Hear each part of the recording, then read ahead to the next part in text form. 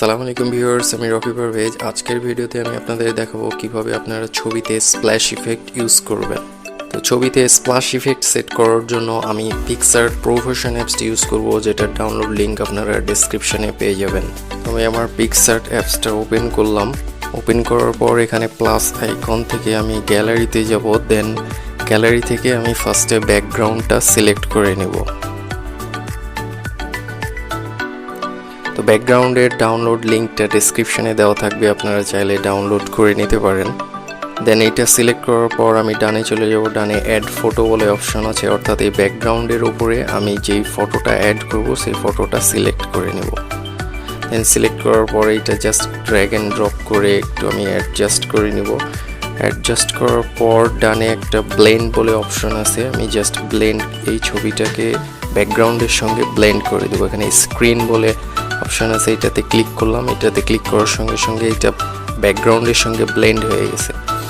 তো এখন আমি ড্র্যাগ অ্যান্ড ড্রপ করে জাস্ট এটাকে অ্যাডজাস্ট করে নিব।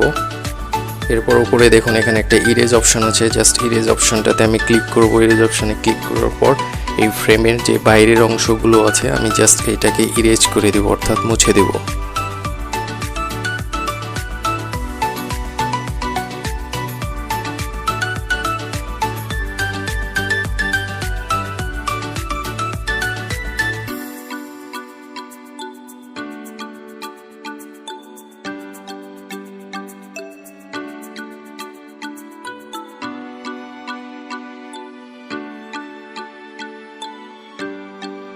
দেন এখান থেকে এটাকে ডান করে দেব।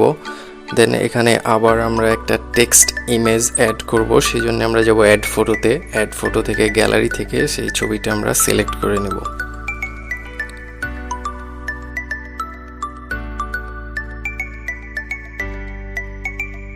দেন সিলেক্ট করার পর আবার আমরা ডানে স্ক্রোল করে গেলে এখানে ব্লেন্ড অপশন পাবো। সেই ব্লেন্ড অপশন থেকে আমরা ছবিটাকে স্ক্রিনে ব্লেন্ড করে নেব, অর্থাৎ স্ক্রিনের সাথে এটা যেন অ্যাডজাস্ট হয়ে যায়।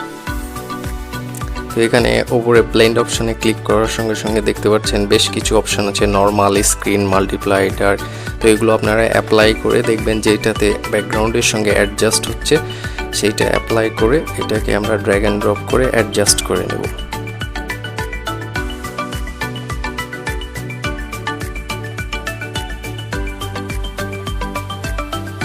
দেন এইটাকে আমি সেভ করে নেব।